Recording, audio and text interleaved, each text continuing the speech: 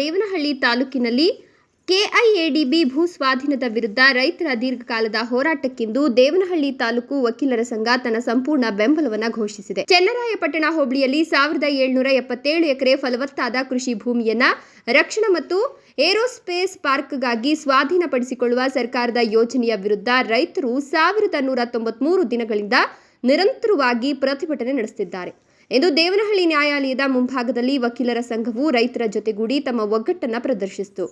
ರೈತರೇ ದೇಶದ ಬೆನ್ನೆಲುಬು, ಅವರ ಭೂಮಿ ಮತ್ತು ಕೃಷಿಯ ಉಳಿವಿಗಾಗಿ ನಾವು ಈ ಹೋರಾಟದಲ್ಲಿ ಭಾಗಿಯಾಗಿದ್ದೇವೆ ಅಂತ ವಕೀಲರ ಸಂಘದ ಪ್ರಮುಖ ಸದಸ್ಯರು ತಿಳಿಸಿದ್ದಾರೆ. ಭೂಸ್ವಾಧೀನ ವಿರೋಧಿ ಹೋರಾಟ ಸಮಿತಿಯವರು ಸುಮಾರು 1180 ದಿನಗಳಿಂದ ಚನ್ನರಾಯಪಟ್ಟಣ ನಾಡ ಕಚೇರಿಯ ಮುಂಭಾಗದಲ್ಲಿ ಅನಿರ್ದಿಷ್ಟಾವಧಿ ಧರಣಿಯನ್ನು ಕೈಗೊಂಡಿದ್ದಾರೆ.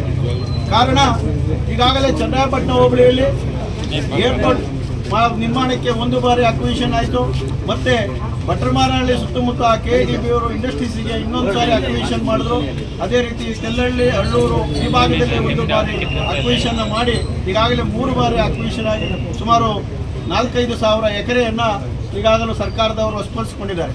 ತದನಂತರ 4ನೇ ಬಾರಿಗೆ ಮತ್ತೊಂದು ಚನ್ನರಾಯಪಟ್ಟಣ ಭಾಗದಲ್ಲಿ ಸೆಕೆಂಡ್ ಫೇಸ್ ಆಗಿ 1777 ಎಕರೆ ಕೃಷಿ ಭೂಮಿಯನ್ನು ಅವರು ಏನು ಸ್ವಾಧೀನಪಡಿಸಿಕೊಳ್ಳಲು ಸರ್ಕಾರದವರು ಏನು 4-1 ಜಾರಿ ಮಾಡಿದ್ದು, ಆ ಒಂದು ನಿಟ್ಟಿನಲ್ಲಿ 3 ವರ್ಷಗಳಿಂದ ಸತತವಾಗಿ ಏನು ಧರಣಿಯನ್ನು ಕೈಗೊಂಡಿದ್ದಾರೆ.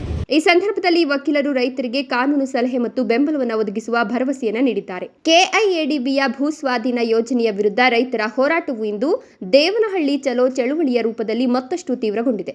ರಾಜ್ಯದ 42 ಸಂಘಟನೆಗಳು ಈ ಪ್ರತಿಭಟನೆಯಲ್ಲಿ ಭಾಗವಹಿಸಿವೆ. ಇದು ಕರ್ನಾಟಕದ ಅತ್ಯಂತ ದೀರ್ಘಾವಧಿಯ ರೈತರ ಹೋರಾಟಗಳಲ್ಲಿ ಒಂದಾಗಿದೆ. ಸರ್ಕಾರವು 495 ಎಕರೆ ಭೂಮಿಯ ಸ್ವಾಧೀನವನ್ನು ಕೈಬಿಟ್ಟಿದೆ ಅಂತ ಘೋಷಿಸಿದ್ರು ರೈತರು ಉಳಿದ 1232 ಎಕರೆ ಭೂಮಿಯ ಸ್ವಾಧೀನವನ್ನು ಸಂಪೂರ್ಣವಾಗಿ ರದ್ದುಗೊಳಿಸುವವರೆಗೂ ಹೋರಾಟ ಮುಂದುವರಿಸುವ ದೃಢ ನಿರ್ಧಾರವನ್ನು ವ್ಯಕ್ತಪಡಿಸಿದ್ದಾರೆ.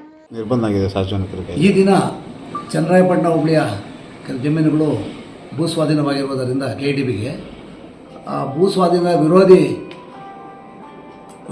ಚಳವಳಿ ಬಗ್ಗೆ ರೈತರು ಭಾಳ ಆಕ್ರೋಶಗೊಂಡು ಇವತ್ತು ಮಿನಿ ವಿಧಾನಸೌಧ ಮುತ್ತಿಗೆ ಹಾಕಬೇಕು ಅಂತ ಇದು ಮಾಡ್ಕೊಂಡಿದ್ರು.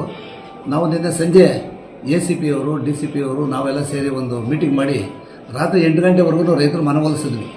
ಮಿನಿ ವಿಧಾನಸೌಧ ಮುತ್ತಿಗೆ ಬೇಡ, ನೀವು ಬೇರೆ ಕಡೆ ಬೇಕಾದ್ರೆ ಮಾಡ್ಕೊಂಡು ತೊಂದರೆ ಇಲ್ಲ, ಯಾಕಂದರೆ ಇಲ್ಲಿ ನಮಗೆ ಕಾನೂನು ಸುವ್ಯವಸ್ಥೆಗೆ ಇಕ್ಕಟ್ಟಾಗಿರೋ ಜಾಗ ಆಗಿರೋದ್ರಿಂದ ಇಲ್ಲಿ ಮಾಡೋದು ಬೇಡ ಅಂತ ನಾವು ಅವ್ರಿಗೆಲ್ಲ ಹೇಳಿದಾಗ ಅವರು ಆಯಿತು ಸರ್ ಹಾಗೆ ಮಾಡೋಣ ಅಂದ್ಬಿಟ್ಟು ಅವರು ಎಲ್ಲ 3-4 ಕಡೆ ಜಾಗ ನೋಡಿ, ಆಮೇಲೆ ಹಳೆ ಬಸ್ ಸ್ಟ್ಯಾಂಡಲ್ಲಿ ಸೂಕ್ತವಾದ ಜಾಗ ಅಂದ್ಬಿಟ್ಟು ಅವರು ಎಲ್ಲ ಮನ್ಕೊಂಡು ನಮ್ಗೆ ಬಂದು ಹೇಳಿದ್ರು. ಆಮೇಲೆ ಇಲ್ಲ ನಾವು ಅಲ್ಲಿ ಹಳೆ ತಾಲೂಕು ಆಫೀಸ್ ಇದ್ರ ಮುಂದೆ ಮಾಡ್ತೀವಿ, ಹಳೆ ಬಸ್ ಸ್ಟ್ಯಾಂಡ್ ಹತ್ರ ಇಲ್ಲಿ ಮಿನಿ ವಿಧಾನಸೌಧ ನಾವು ಮಾಡಲ್ಲ ಅಂತ ಇದು ಮಾಡಿದ್ವಿ.